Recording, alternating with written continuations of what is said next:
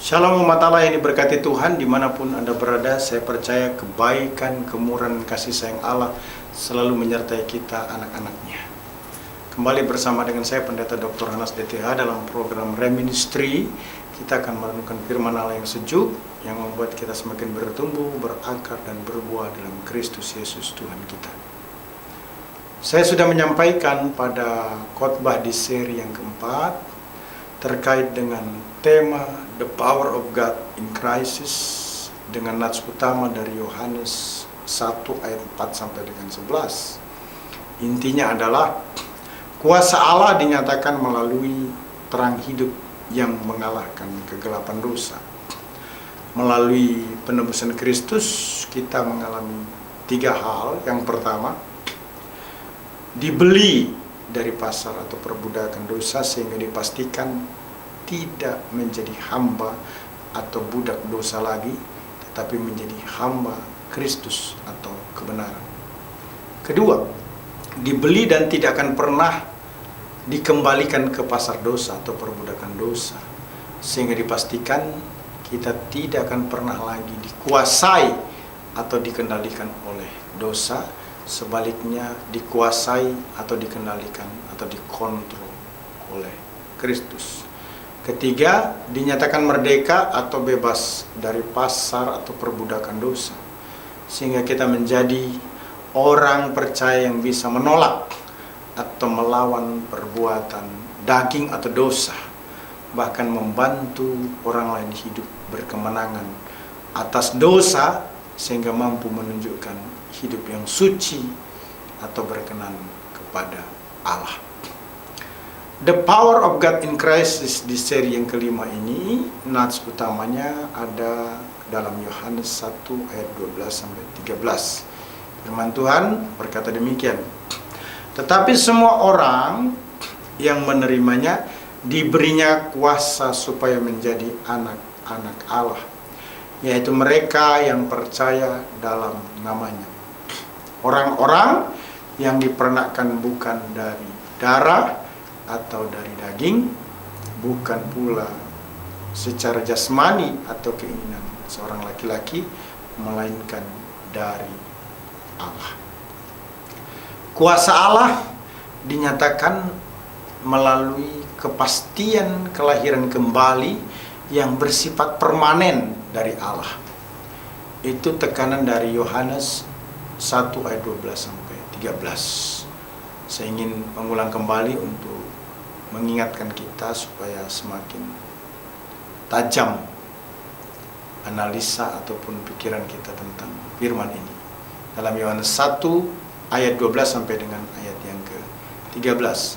Tetapi semua orang yang menerimanya diberinya kuasa supaya menjadi anak-anak Allah, yaitu mereka yang percaya dalam namanya. Perhatikan ayat 13. Orang-orang yang dipernakkan bukan dari darah atau daging, bukan pula secara jasmani oleh keinginan seorang laki-laki, melainkan dari Allah. Dalam Yohanes 1 ayat 12 dinyatakan percaya dalam namanya disamakan dengan menerimanya atau menerima Yesus Kristus. Pada zaman tersebut, istilah nama mempunyai arti yang lebih besar daripada hanya sekedar sebutan. Istilah nama merujuk pada keseluruhan kepribadian seseorang. Jadi percaya dalam namanya, yaitu nama Yesus Kristus, berarti menerima pribadi Yesus Kristus secara utuh. Perhatikan Mazmur 5 ayat yang ke-12 berkata, tetapi semua orang yang berlindung padamu akan bersukacita, mereka akan bersorak-sorai selama-lamanya, karena engkau menaungi mereka dan karena engkau akan bersukaria orang-orang yang mengasihi namamu. Maknanya pemazmur menceritakan sukaria karena mengasihi nama Allah. Perhatikan Roma 10 ayat 13, Paulus berkata, sebab barang siapa yang berseru kepada nama Tuhan akan diselamatkan. Nama Yesus Kristus tidak boleh menjadi mantra Kristen, tetapi kita percaya kepada nama Tuhan Yesus Kristus dan kita berseru kepada nama Tuhan Yesus Kristus, maka diselamatkan. Nama Tuhan Yesus Kristus jelas sekali berkuasa. Orang-orang yang menerima Dia memperoleh kuasa, wewenang atau hak untuk menjadi anak-anak Allah.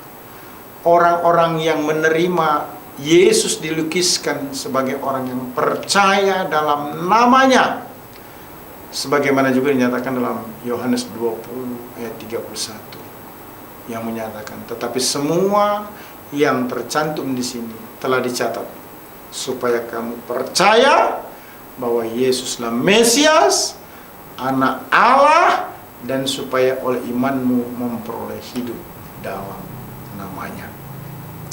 Jadi namanya, yaitu nama Yesus Kristus, adalah jaminan memperoleh hidup yang kekal. Setiap orang yang menerimanya harus bertekun dalam keyakinan iman kepadanya, supaya keselamatan diperoleh menjadi sempurna, artinya terus-menerus beriman kepadanya. Setiap orang yang menerimanya dilahirkan kembali dan menjadi anak-anak Allah. Yohanes 3 ayat 1-21. Artinya tidak semua orang akan menjadi anak-anak Allah.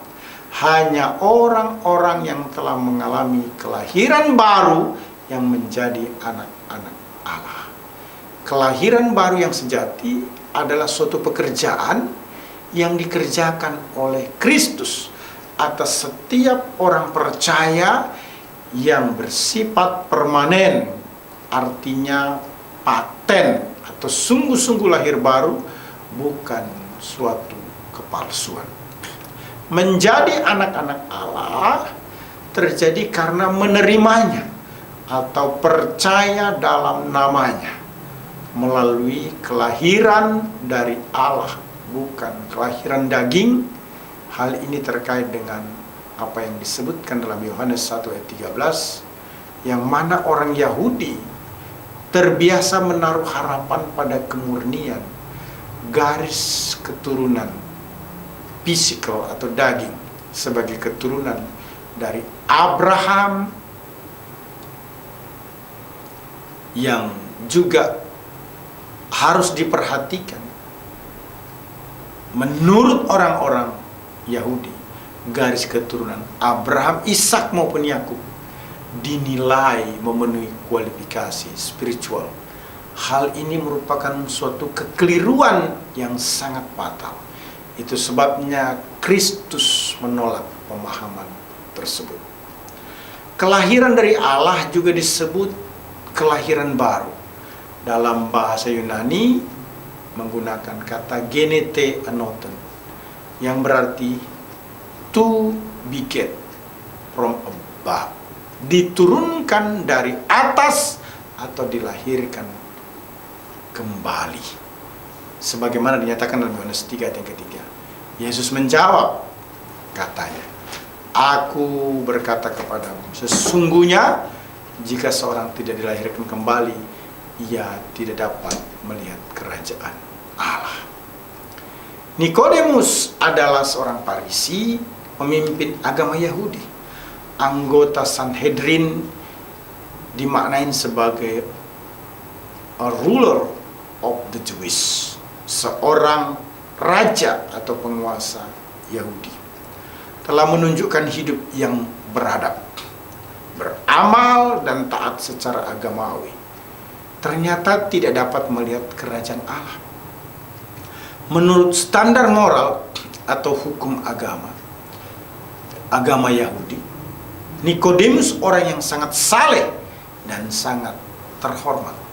Namun Yesus mendorong Nikodemus agar tidak bersandar pada perbuatan baik dan jabatan sebagai pemimpin agama Yahudi, sebab hal tersebut tidak dapat dijadikan tiket ke sorga. Nikodemus butuh tiket juru selamat untuk bisa ke sorga, yaitu Yesus Kristus. Proses kelahiran baru merupakan proses untuk melihat kerajaan Allah atau hidup kekal. Hal ini bukanlah sekedar emosi, melainkan pengalaman iman yang dikerjakan Allah. Hal ini bersifat permanen. Ketika seseorang mengalami kelahiran baru, maka dipastikan kata-kata, pikiran, dan perilaku dijamin pasti bisa berubah karena kuasa firman yang dikerjakan oleh Roh Kudus yang bersifat permanen. Itu sebabnya setiap orang yang mendengarkan firman Allah di gereja maupun di pertemuan ibadah semestinya membuka hati dijamah Roh Kudus sehingga berubah menjadi baik. Kelahiran baru didahului oleh iman yang timbul karena mendengar firman Allah. Roma 10 ayat 17 berkata, jadi iman timbul dari pendengaran, dan pendengaran oleh firman Kristus. Kelahiran baru diterima sebagai posisi karena kita berada di dalam Kristus. 2 Korintus 5 ayat 17 berkata, jadi siapa yang ada dalam Kristus, ia adalah ciptaan baru, yang lama sudah berlalu, sesungguhnya yang baru sudah datang. Kelahiran baru memampukan kita mengasihi sesama orang percaya. 1 Yohanes 5 ayat 1 berkata, setiap orang yang percaya bahwa Yesus adalah Kristus lahir dari Allah, dan setiap orang yang mengasihi Dia yang melahirkan, mengasihi juga Dia yang lahir daripadanya. Ingat, melalui Yohanes 1 ayat 14 sampai 18 diketahui bahwa kuasa Allah unggul melebihi kuasa apapun atau tidak dapat dibandingkan, tidak dapat disamakan dengan apapun. Dibuktikan dengan kuasa Allah, dinyatakan melalui kepastian kelahiran kembali yang bersifat permanen dari Allah. Kelahiran baru didahului oleh iman yang timbul karena mendengar firman Allah. Diterima sebagai posisi karena kita berada di dalam Kristus dan memampukan kita untuk mengasihi sesama orang percaya. Haleluya, Tuhan memberkati. Kau tetap selamanya